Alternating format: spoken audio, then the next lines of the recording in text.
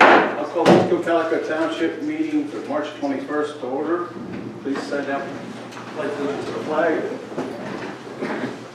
I pledge allegiance to the flag of the United States of America and to the republic for which it stands, one nation, under God, indivisible, with liberty and justice for all. Thank you. Please silence your cell phones.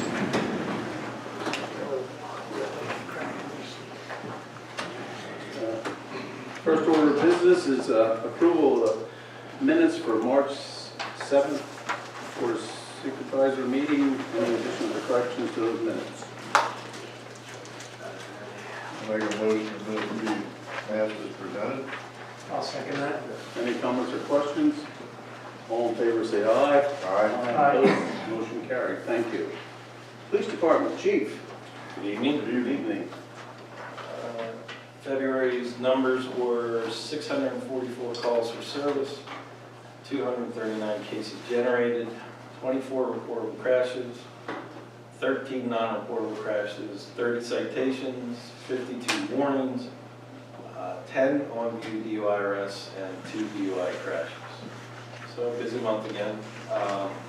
Couple things going on. We're in the process of getting the car situation straightened out. One of them then should be finished next week, and then the one to replace the total SUV should be going up around the same time to start the process of upfitting of the global. So we've been working on that. We had a meeting the other day in reference to switching our email from the county email system to our own. We had to buy a domain from the web service GoDaddy. So our emails are going to be shortened dramatically, but they're going to be basically our own through our own system. And they're going to be ectpd.org with the officer's name in front of that. That's going to take a little time until that switchover is complete. Hopefully we don't have to buy the $300 software. Easy Solutions thinks we can get away without buying that. So I'm hoping that's going to go that way. And then we had a meeting today with CSI in reference to InfoShare, the records management system, and it's going to be either middle of April or beginning of May. I'm hoping when we can get that process started. What we'll do is 2 days of training for all the officers, 4 hours training, 2 trainings each day, get everybody trained. We're probably going to host our officers in Akron Borough, since they have 5 that are going to be trained, so we're going to reach out to them and they're going to come up so that we can do more training at the same time. When that happens, and I'll start to say now, I'll remind everyone as it happens, it's a different system, so it tabulates things differently. So when I read calls for service, after that's in place, they're going to dramatically go up. And all that is indicating is it's all the calls that came in to the dispatch center. Each thing is going to get a, I don't want to call it a report, but an indication on there. Let's say we don't go to an ambulance call or don't go to something else, we still have to clear it out. So those numbers will all be tabulated. So it's logging inbound calls regardless of what happens. Correct. On the call. So that's not how we've done it forever, but with the new system, it's going to change how we do things. So I don't want to come in here and say, oh, we now had, 1,200 calls for service, doubling things, and everybody go, what's going on? It's just a different system. So it'll equal itself out as it goes. Okay. That's all I have. Thank you, Chief. Any questions for the Chief? Okay, thank you, Chief. Zoning officer.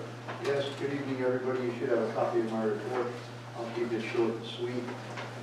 For the month of February, we had 14 new applications, 20 permits issued, 11 in review, and 23 for pickup. That did include 6 new single-family dwelling units here in the township. Certificates of completion were 19. No alarm ordinances to enforce for the month of February, which I believe is a first. That is a first. Yeah. Zoning hearing board, we did have a case in January. The Zoucher Family Limited Partnership, that is the old Triple D Musters property there on West Church Street, where the Wellspan facility is.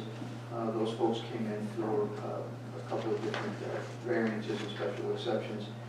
They did get a granted decision with conditions. And the second case, which was continued to February, was with Reinhold Properties LP.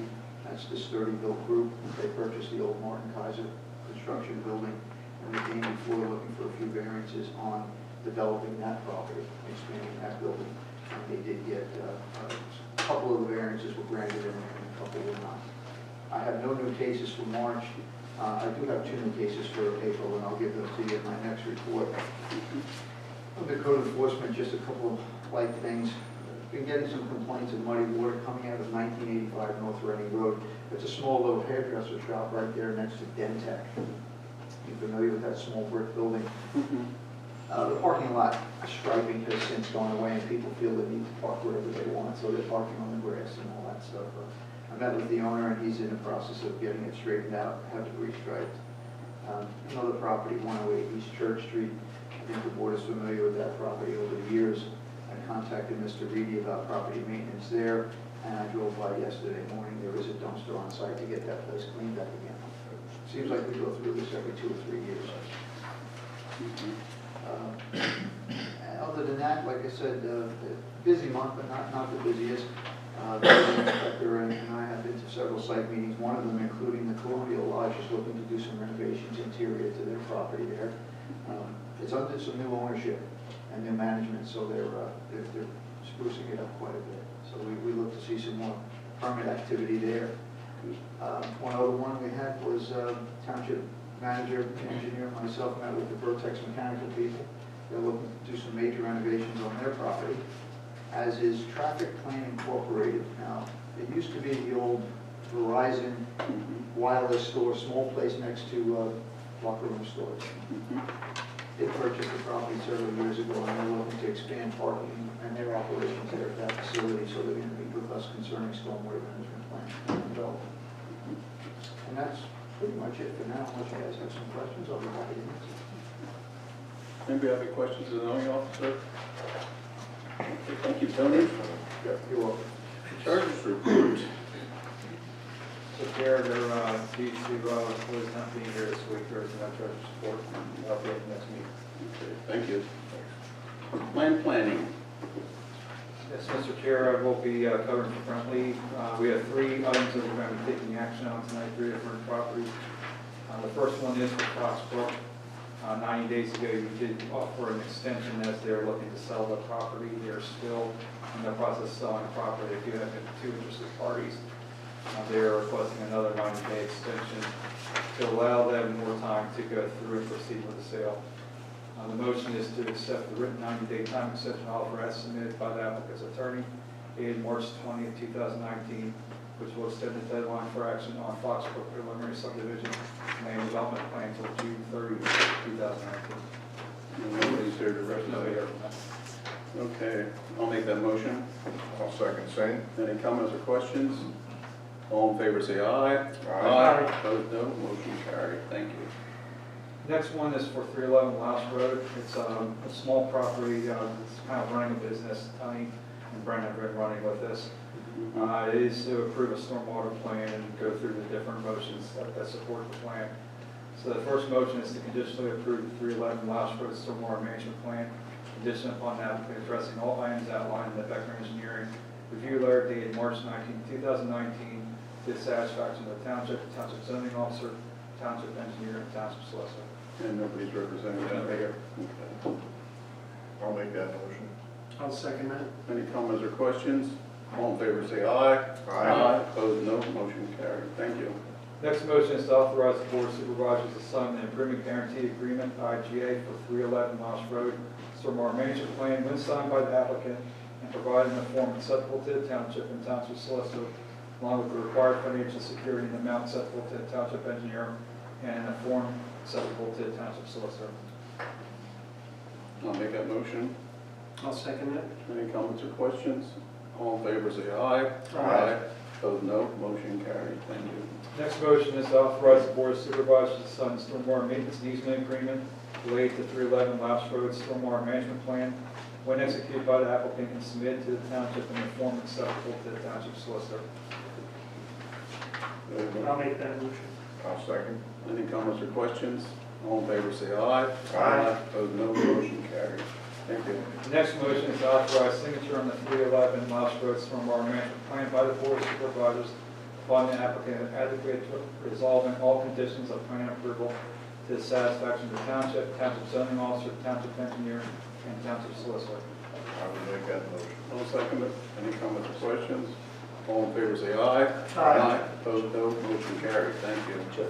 Third item is a continuation from last week, and that was with Delaware Valley Boulder Retriever Rescue for their Phase 2 expansion. As part of that, when the plans were originally approved, there was a traffic impact fee that at the time was agreed upon. It's $2,843. They are now requesting to see if the board might be willing to waive that fee. It is a formal request, so I would need some action at some point, with an up and down, on whether we would accept that waiver or deny that waiver. I did point out at the last meeting that to this point, we have not issued any actual waivers of that traffic impact fee program. We have done payment plans, other things, but we've not outright waived the program. I'd be afraid to waive it. I'd rather work out a payment plan. That's my personal opinion. The total square footage on that building is 20, it's not more than 2,400, is it? That's the proposed expansion once you subtract out the credits. Okay, so that's They minus the demolish credits. some buildings and they run into new buildings. Okay, okay. So we've never done that in the past. We've done payment plans that make it feasible for them to pay it over time. Right. Yeah.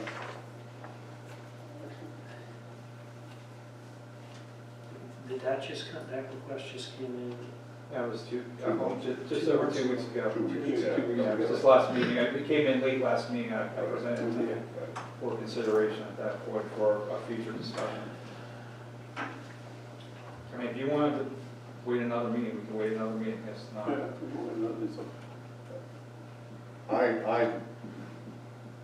I get from mail off center here.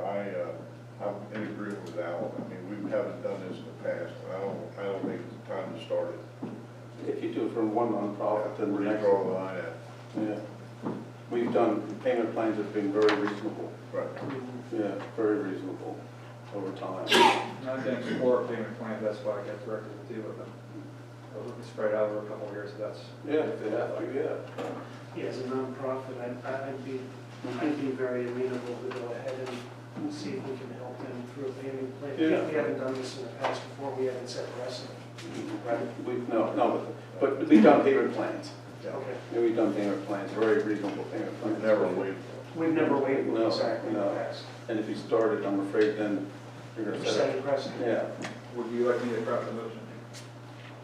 Or do you want to wait another meeting? Why don't you reach out to them and see what kind of payment plan they want, and then we'll vote on that. You got it? With, that's what the board feels. That's fine. Yeah. Okay. Yes. Thank you.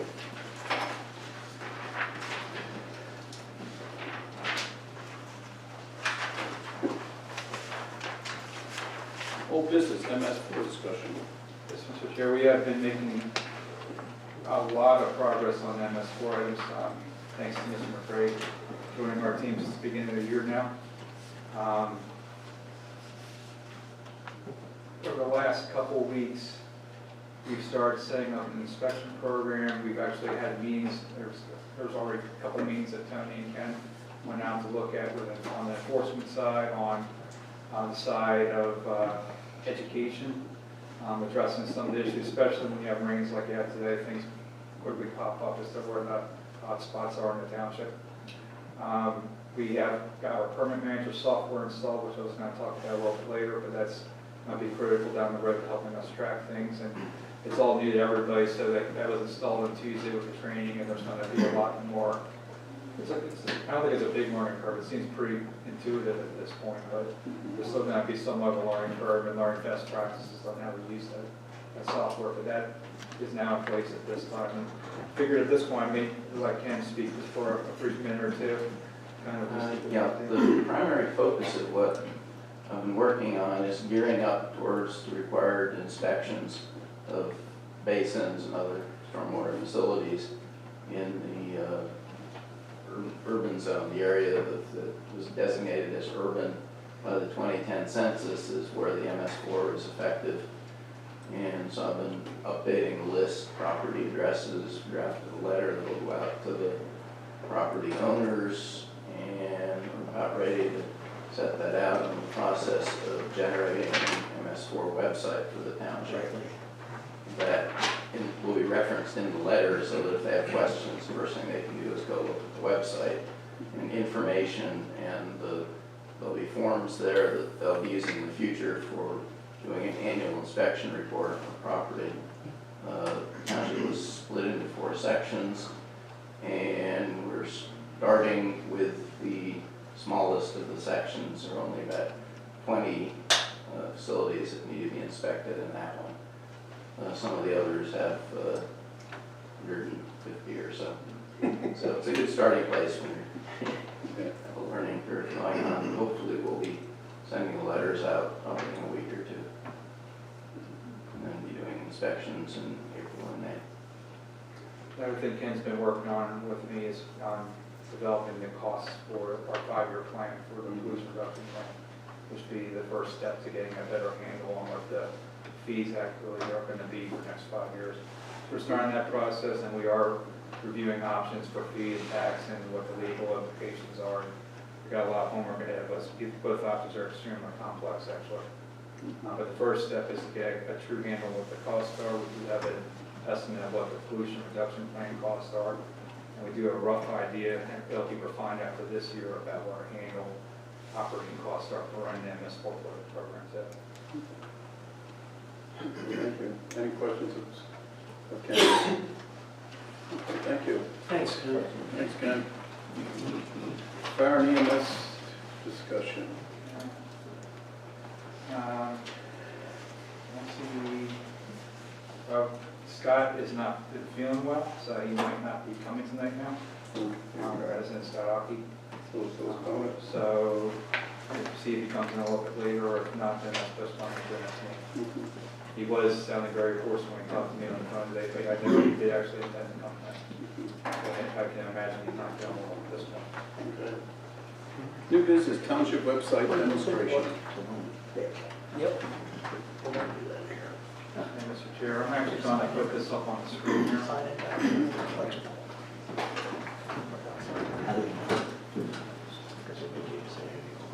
Okay, first I'm just going to show you this a static picture. Right now, we are working with what's called WordPress, so it's not a live website for us to work with right now, so I can give you is a static picture, and then I'm actually going to show a similar website just to show you the functionality. This is what we're looking at with Civics Plus. I've shown this to you a couple times before now. It has a banner page in the front. It's got the Stevens helicopter there. It's got that nice little touch from Mr. Weaver back there. We do have the fire companies in general here. We've got our covered bridge and our police department and township building and the war memorial. Those are just kind of the pictures that we put up there. It's got the typical homepage, that banner at the top, so people can always get to the homepage. Departments and agencies, that's where you have zoning, zoning office and other items. Boards and committees, that would be planning commission, zoning hearing board, board of supervisors, and then some resident and a business section. There's information pertinent zone. It has, what I really like about this, because this all fits on your actual screen itself. It has a quick hit. Before we had the 4 buttons at the bottom. Now we have a button for the police department, tax collector, water and sewer, which are the same 3 that we had before, Greenstown Pool.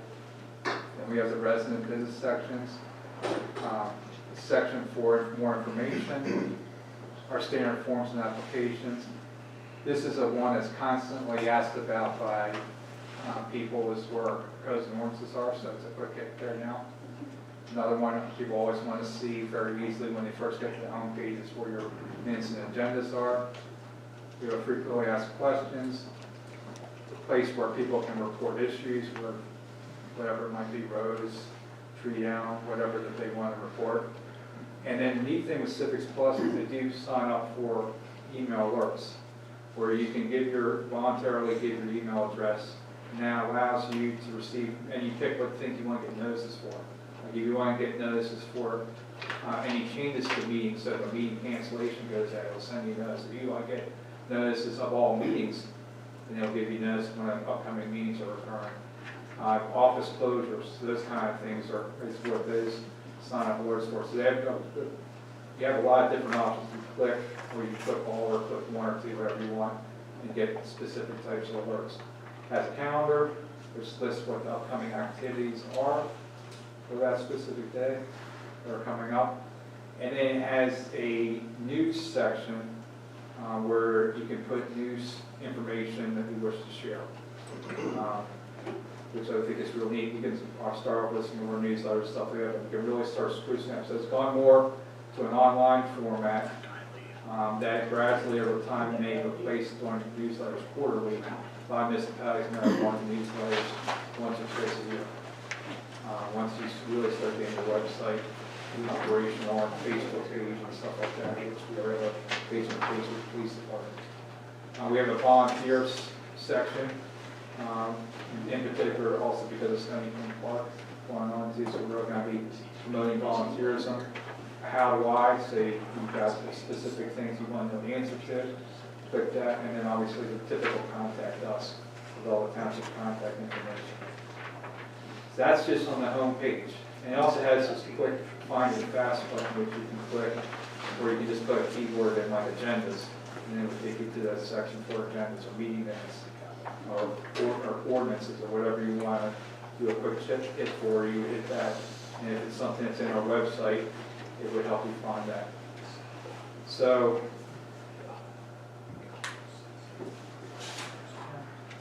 here is Rockland, Maryland. I would normally click that, I would have it up here.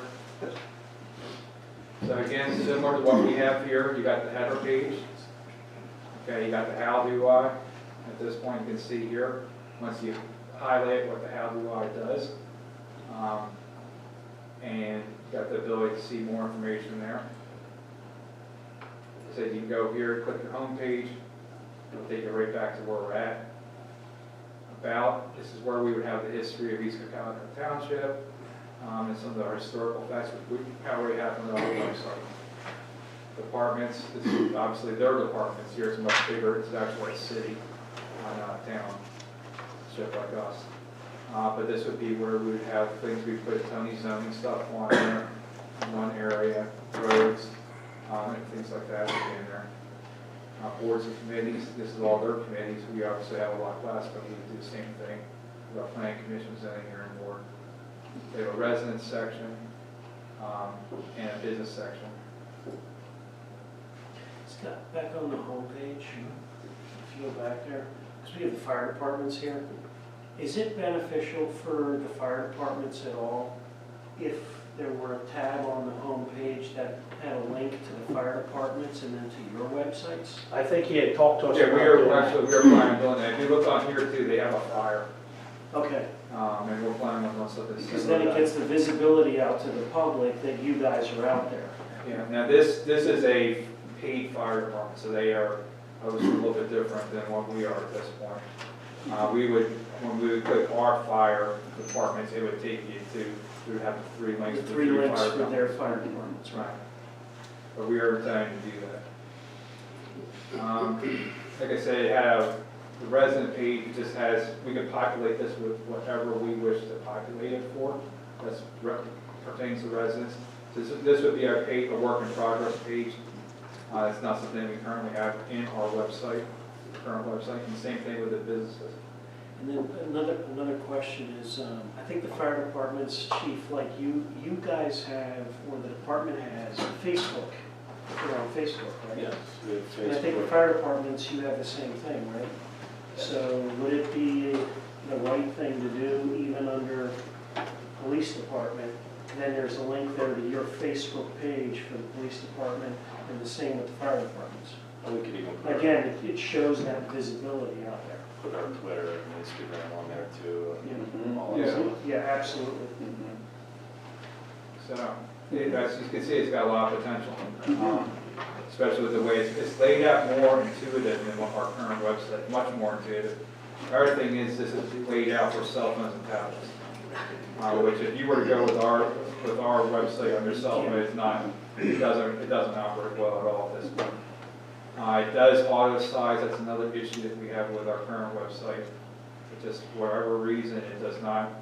It just gets text over text on most of their typical monitors, which I don't know why it does that, but it does. So, like I say, it's got the resource things. They have an online payment. That could be something that we do someday.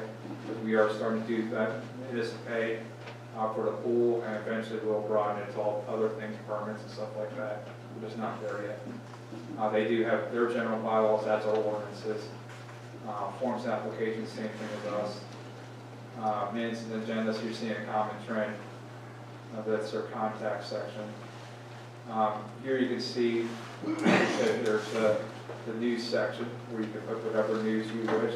It'll scroll from page to page. So you got 5 different items that you can put on there if you want to scroll that pass on information to the residents. And then you can, again, have more news down here, not on the scrolling format now, but actually put down there, and you can see here, you'll expand it to see archive news, what stuff that has occurred and will occur. So, timeline. We would like to go live in 2 weeks if you guys give us a blessing tonight. What's the wish of the board? I'd like it to go live 2 weeks ago. I have a tentative motion here. I have a tentative motion to approve going live with the township website on April 5th, 2019. That will be 2 weeks out. That will give us 2 weeks to finish the populating. And we're still going to be works in progress. The resident one and the business one are going to be works in progress, but the rest of it, we pretty much have most information. Ken's already got some great ideas on the MS4 side that he wants to incorporate in there. So we're ready on our end if you agree with that. So I'd like to make that motion. Okay. I'll second the motion. Any comments or questions? All in favor, say aye. Aye. Opposed, no. Motion carries. Thank you. Thank you. I see Scott. There it is. There he is. Fire EMS. You want to go back and do fire? Yeah, let's do that.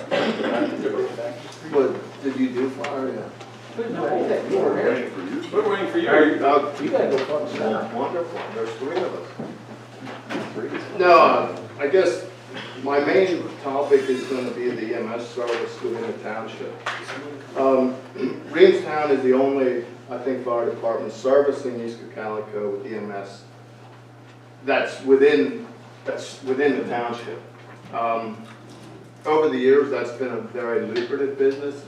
I'm just saying 30, 20, 10 years ago even, it was a very lucrative business.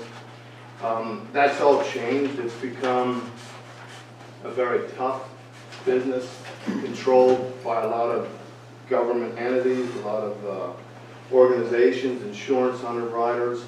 And what we found in Reamstown is that it's no longer cost effective to run an EMS service. We do really want to continue to provide that service, but financially we're not sure that that's going to be a way that we can go in the future. So we started with all volunteer personnel probably back in the, I don't know, my dad might know better than me, but in the 50s or 60s. Only because he was here. But somewhere around that time with all volunteers. And that was exceptional. You needed first aid, which took about, it was maybe 40 hours of your time. And the theory in the 60s, 70s, and 80s was the louder they scream, the faster you drive, you get into the hospital. Well, that's evolved into a whole pre-hospital care system, which now your people are probably training on average 250 to 300 hours annually. We're also the busiest single ambulance anywhere in Lancaster County. So we're averaging probably 1,200 calls a year with virtually no volunteer base left. You just can't get the people, you can't find the people to put that kind of time and commitment into their community anymore. It's a ton of effort that's required, and any continuing education it burns them out. So we were forced, I think, we probably had hired our subcontractor, our first paid personnel in probably 2000 or somewhere around 2000. We've now evolved up to 4 full-time. We have at least 3 part-time, and then we also have some per diem. So just about our full staff now is paid with virtually no volunteers. And that's why we had come to East Cocalico for some financial help. This is not a Reamstown specific or East Cocalico specific problem. This is nationwide, it's statewide. There's committees formed at the state level, there's committees formed at the federal level trying to address what they're going to do with the EMS system moving forward. That being said, I know there was everybody saw in the budget that Reamstown Fire had requested an additional $96,000 annually to help support our department. That $96,000 is 100% EMS. If we, as the fire department, have to continue that without some type of financial support, I would say that EMS service will go away by the end of 2019. I think as a township, you're required to supply or have available an EMS service. Most of the other small EMS services around here will be in the same shape we are within the next 5 years. What happened was our volunteer base was just probably the oldest volunteer base in the area. So our volunteer base got to retirement before Reinhold was going to make it there. They're coming very, very shortly. I think they now probably do have some paid, at least We have one. 2 full-time, we're looking at part-time. And Five Pointville, they're still relatively blessed and they're running a lot of volunteer. It's a really good organization, but they know also that if they have to go paid and then that volunteer base burns out, they're going to be in the same boat. So I guess we're looking for ideas, we're looking for suggestions, and we're looking for help if we want to carry that system into the future. I don't know what the future looks like in EMS. I mean, I think you're going to see a ton of mergers. I think you're going to see larger EMS companies, but right now in this area, if Reamstown is kind of a major hub, Wellspan in this area still provides medic service. If Reamstown were to go out of business, Wellspan provides that medic service to West Cocalico, Adamstown Borough, Five Pointville. If we went out and the township was forced to bring an outside entity in to provide that service, more than likely whoever you would bring in is going to bring their own medics. They bring their own medics, you just shut off Wellspan's outlet to those other communities. So the other communities are going to be extremely upset. And it's going to be their demise. So if we were to falter or fail, it's not going to be long, I don't think, until West Cocalico and Brecknock Township are going to have to follow suit because we cut off their supply chain medics. And they're going to now have to run with, if it would be Lemsa, Susquehanna Valley, Northwest, it doesn't matter who would come. They're going to want the coverage area. And EMS service, unlike fire, is all based on the closest unit run. So we don't dictate that like we do on the fire side. If that medic's sitting right here at this station and Wellspans are naturally sitting at the Effort Hospital, this medic's going to get called, which then Wellspan's going to be forced out because they won't have the call volume to substantiate their medic units. So it's a big spiraling effect here. So but I wanted everybody to know that the $96,000 has nothing to do with Reamstown Fire. Reamstown Fire is going backwards 100% to provide that service. So just round figures, I'm going to tell you that we're losing between $60,000 and $80,000 a year on EMS service. The reason that being is the reimbursement rates from the insurers and like Medicare, Medicaid, we say we might bill $600 per call. Then the medic also has an attachment to that. We use a third-party biller, which is Cornerstone. They bill the insurers, they bill Medicare, Medicaid. And then there's this little glitch in the system that says that they don't have to pay a percentage of our bill. That percentage is probably just a little bit over 50%. Now this would be very lucrative if they would pay 75% or they would pay the entire bill that's due. But again, I think these governmental agencies seem to be able to slip through the, I mean, it would be tough if I was, as a construction company, if I went out and built, East Cocalico, $10,000, and you called me the next day and said, that's all fine and dandy, but we just only have to pay you $6. I would say, oh, okay. I would be out of business in no time. And that's the same thing they're doing to the EMS service. So I think that unless somebody has some questions, that's the best I can explain for now. We are looking at options with, we've been to one meeting with Wellspan. We're going to a second meeting with Wellspan. We have talked with Reinhold's EMS. We have talked with 5 Pointville EMS. So we're looking at solutions also, but we need everybody's input. If you know where to get volunteers, or if you got any answers on how we can run more efficiently, we're just not quite sure where to go at this point. Chief, just to be very clear, right? Your top 3 challenges, right? Volunteers, reimbursement rates, and what would you say the third one would be?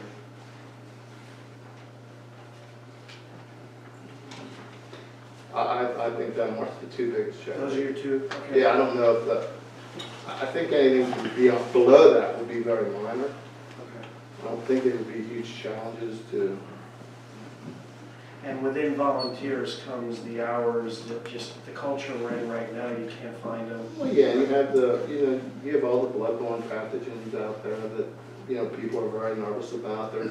I think there's a lot more media on health consciousness. So there's a lot of people aren't going to risk that to become a volunteer. So they don't want to take a chance of getting a communicable disease just because they're out there helping somebody else. So there's a lot of obstacles to the whole thing. But the decline in volunteers is the whole way across the nation, and it's not just EMS, that's EMS and fire. I mean, fire even does more training hours than EMS, but EMS does a ton more actual calls than the fire side does. Scott, just Yes. 2 questions. Some time ago, the state, the feds, or someone changed the fact that a driver used to be a driver years ago. And as I understand it, now that driver has to be a EMT. He does not have to be an EMT, but he has to have a national registry number. Okay. So he has to be what they call an HMR, which is a higher end first aid, SFCPR. And if he does not have the national registry number, then you cannot bill for that call. So he can gladly drive. Any of us could drive, Okay. but they put that loophole in there that if you want paid, you got to have this, this, and this. Okay. So. Yeah. Okay, and that And we did backfill, we backfilled a lot with firefighters that would drive for the EMS side to stave off some of the paid personnel, but that's just come up probably in the last 6 to 8 months, that we can no longer use those guys. All right, thank you. And that dovetails into my second question is, the reimbursement rate is set by the state or the Commonwealth, is that correct? And as I understand it, you and I had a conversation, and what I got out of that was that rate hasn't changed for years and years and years. And it's roughly, like you said, you bill for 600, but you'd be thankful if you got 3. Is that Now, I correct? do believe there is an increase in 2019, but it's that minimal that it's not going to impact any of the EMS services that are out there. And if anybody reads the newspapers, they've seen Good Samaritan, which is what runs, what's the EMS on Lebanon? Safety Patrol is the largest, I think probably the largest EMS unit around. And they went back to 6 municipalities and asked for, it was between $300,000 and $400,000 because they couldn't meet their budget, and they're running from each municipality, they're running a substantial amount of Lebanon County. So they can't make it. Lemson, I understand again in negotiations with Lancaster City because they can't survive. And Lancaster City already supplements them well over $1 million a year. Well over $1 million, and they still can't make ends meet running the calls off of the billing service and that extra funding they're getting through the municipality. So, the one way we might be able to help, you know, I mean, it's, obviously these legislators and senators are probably tired of hearing it, but bend their ear about, hey, you guys got to pony up to the table and jack this rate up. That would be a step in the right direction, at least. That would be one way of helping. It certainly isn't going to solve the problem. I know I haven't talked with my 2 compadres or Scott, but it was not that long ago that there was an article on Channel 8 News about there's 3 EMS services in New York that bonded together for the very same reason. They just couldn't make it on their own. It'd be interesting to see how that works out or how it came to be, you know, and how they got it done. Well, I do think it's important that the township as a municipal government understands that it's probably beyond the scope of what the volunteer organizations are going to handle on themselves. So you can't just say to Reamstown, Stevens, Smokestown, Reinhold, Adamstown, hey, you guys go sit down, you 5 fire chiefs sit down and beat each other's heads against the wall until you made progress to where we need to go. The municipal heads are going to have to sit down, look at this as a logical business, make decisions on what they believe is the best for the community, and then push forward in those areas. That doesn't mean shut out and don't take the advice of the volunteers. That means you've got to become partners, and you've got to be on board 100% with where we're headed, because ultimately it's your what's the word? Well, it's our responsibility and duty to your community to supply the service. And just, you know, we've seen the police budget go up and up and up. And don't suspect anything less out of the fire and EMS. They're continuing to rise at the same rate. So, you know, when you budget money, and I understand that money's tight, I do get that. I'm not here just telling you I need money, money, money. Just remember that our costs don't go up any less than the police departments do annually. So if you see a 10% increase in their budget, more than likely there should be a 10% increase in our budget. Because you've got a lot of people that are giving a ton, and missing a lot of things with their families, missing a lot of, watching their kids grow up because they're at a fire call at 3 in the morning. Just try to remember that as you look forward, that I think more from this point forward than ever, if we're going to be having to partner up and we're going to have to be banging on your door, and it's not because we want to, it's because times are changing and we're forced to do that. Yeah, and what you're saying is, the LNP had a pretty extensive, I think it was on the front page of the LNP a few weeks ago. You and I talked about that. And it outlined exactly that across the state, and they hit it from the county level.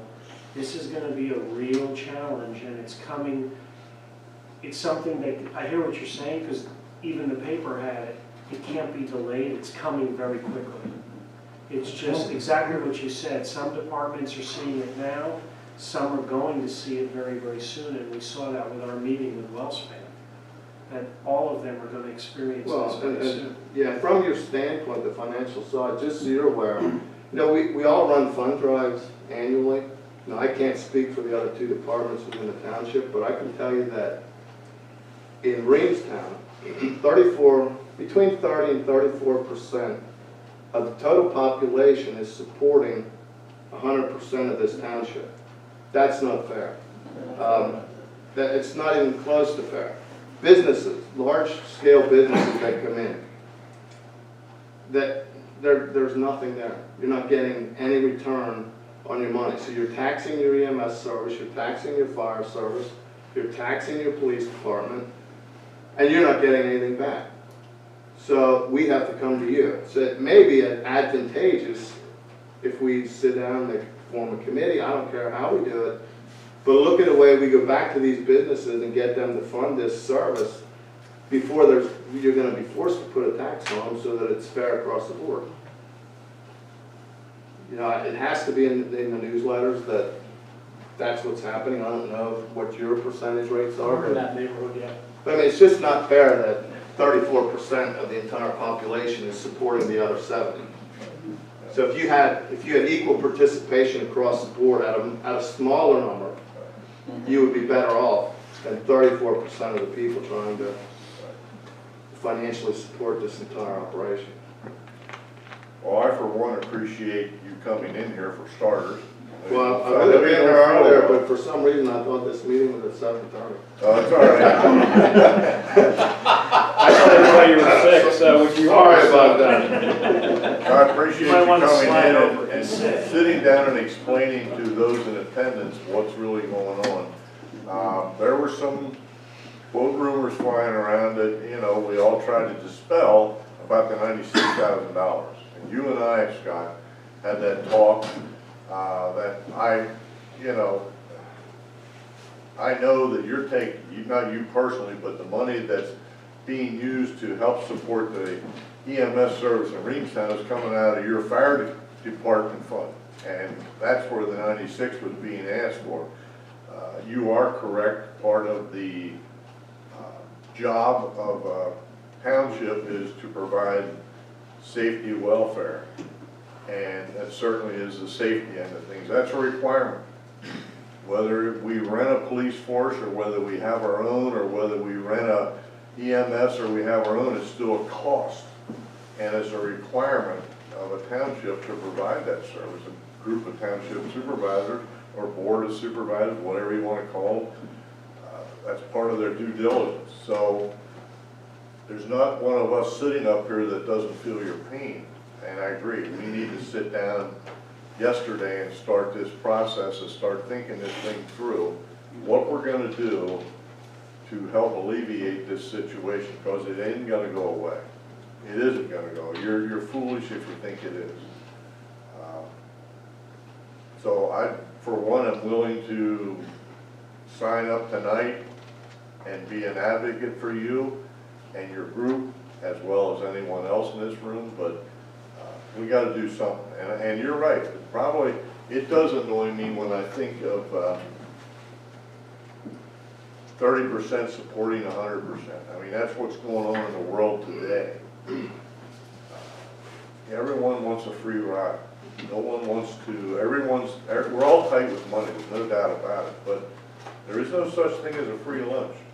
You got to pay for it, someone's got to pay for it sooner or later. And the longer we wait, the worse it's going to be. So, you know, I'm just saying, this board's got to do something with you people. And the first start is a meeting, and the sooner the better. I'm here to help you, whatever I can. We certainly have phone numbers for all our elected officials in the Commonwealth, and we can start drilling on them, but they get it from all directions too. But I agree with Doug. EMS is at a point now, but I think not too far in the distant future, the fire company is the same. So I think we got to look at all of them together.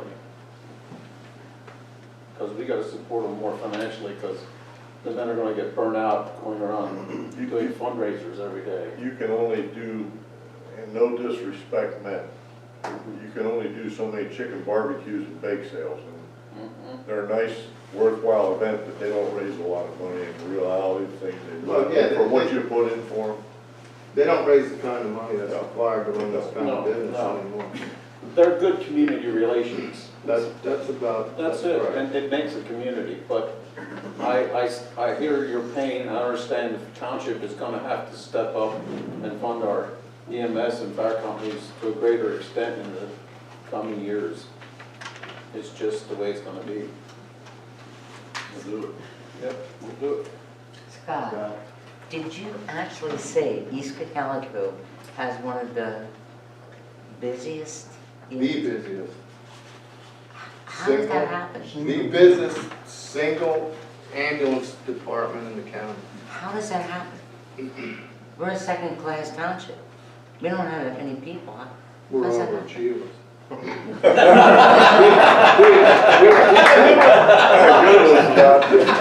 try to pick people up that don't even need it. We're proactive, you know what I mean? If we see somebody that looks unstable, Is there a category, like a category of instances, like you've got A more category? drop-overs or more?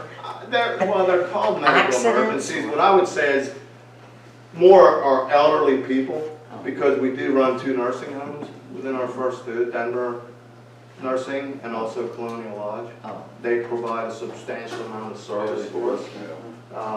You know, and if we're gonna haul a lot, them are the best places to haul out of, because Medicare, Medicaid's got a 97% return rate on their billing. Now, they don't pay the total bill, but they still have a 97% return rate, where commercial insurers probably only are averaging about 57 to 60%. I just can't believe this. But what do The you run county- annually, Roger? What do you run in Reinhold's annually, 700, 800? I think we're at about 750 or so calls. So they run 750 with 2 ambulances. We run about 1,200 with 1. And I think 5 Pointville is very close to what Reinhold is, running about 5, 6. Now, when you go into effort of borough, naturally, and we do assist in effort of borough a substantial amount. So that's another thing we got to look at. Now our service is leaving East Cocalico, running into Effort, because Effort can't substantiate to put more units on because they're operating in the red. Right. So they're not going to put more paid people on another ambulance. That's not the answer to the problem. So when they're out of service, or they've got both their rigs tied up, then we're going into Effort Borough. Now, Reinhold is going to protect East Cocalico or 5 Pointville, depending on where the call is. It's really, there's a lot of logistics in the service. So that cascades into your area then, if their ambulance is in effort, Correct. because then you've got to over. Yeah, we would be second due then for a call. If say 2 calls would go simultaneously, Mhm. if they're handling a call in effort, then we would have to come and respond to a call in East Cocalico. Yeah, And I think that's so happening logistically, more and more it's very frequently all the time, where you're backlogged, so you're out on a call. And I know our answer is not to get another rig, because that's, we can't make 1 fly, we're not trying to make 2 fly. Well, I just want to commend Scotty, he's been Yeah. working with me for the last, how long we've been at this now, 9, That's 10 a months? little while. It's been a while. We got the meetings set up, I mean, it wasn't 2 of us that got the meetings going with WellSpan. Where WellSpan then started inviting all the other EMSs. We are getting, I mean, Scott will admit this too, we're getting a little pushback of those and the other groups right now because they're not quite in the same situation. And some of them have the head in the sand mentality right now too. Yeah, you have to feel the need to They want don't to go forward. have the same pain level that we're at right now. And our hope is that over time, I think WellSpan is at the same level of pain that we are right now. Yeah. Because they are bleeding to the tune of Six. a significantly bigger number than we are on an annual basis. Yeah, it's a huge number. So, but, you know, different groups have different perspectives. So you talk to Loyola, they'll have a different perspective than New Holland will, Yeah. who has a different perspective from Ephrata, who has a different perspective from Reinhold's. 5 Pointville's been very friendly to work with, and has been doing a lot of talks with the township and helping them out a little bit. Scott's numbers, I've been through them with him in detail, as you guys have too. And I will clearly state for a fact that everything that's being said is true. You know, it is running a deficit. That Cornerstone that Scott's talking about, all the other ambulance companies here also use the same billing. So it's not like if we change billing providers, we get a different result. everybody's using the same billing as well as Wellspring, so it's not like we're having a different billing format for EMS at this point, so that billing format's not A point well made. Chance. Is there a set limit on what the provider can charge? Yeah, And who dictates the that? state. The state dictates I think that. that's the Department of Health, actually. So could the township get together with other municipalities that are having a similar issue, go to people that would make a difference with the state and say, hey, look, these guys are cutting, the insurance companies are the ones that people are paying to make sure that their health coverage is taken care of. They're only paying 50% of what's required. Is there any way you can make it so the insurance companies Well, they money also, up what they need? the only problem is they also understand that they fund Medicare and Medicaid.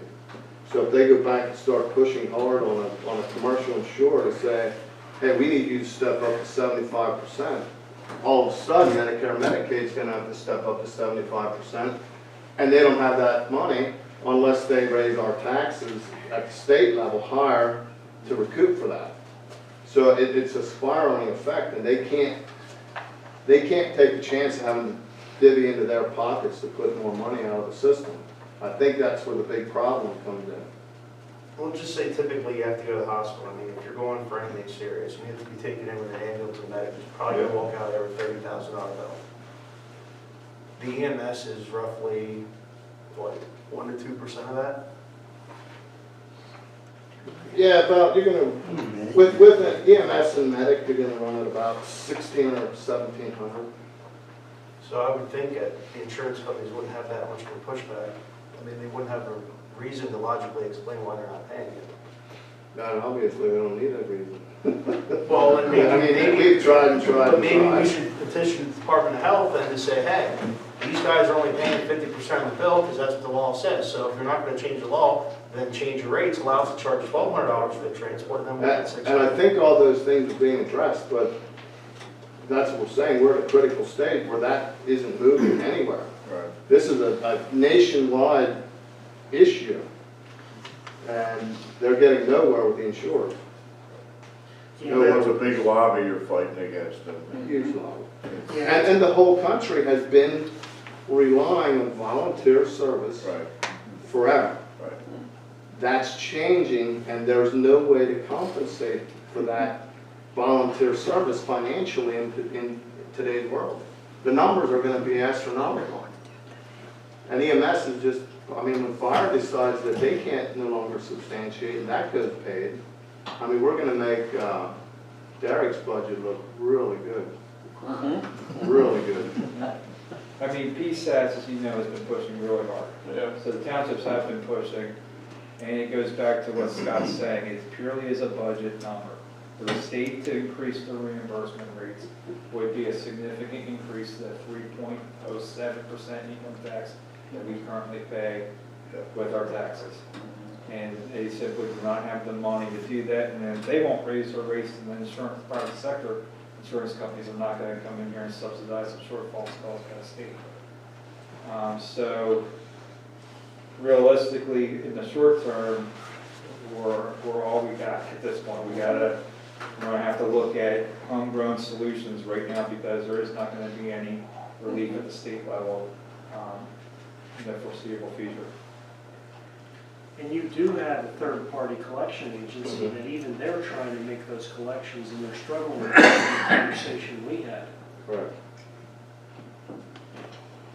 So even a professional third-party collection agency struggles to collect those funds.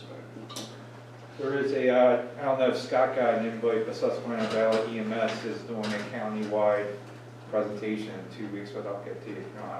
They just came in the mail today. Is that, no, that's not the round table for it. Now, and it is, as Scott is saying, it is being felt by every level, even the regionals at this point are in the same boat as the independents are at this point, so. Yeah, and it's not to drag it on, but the one other thing This is important, you drag it on. This is down, important. that could be super critical to everybody. Ephrata Hospital, being part of WellSpan, is the only hospital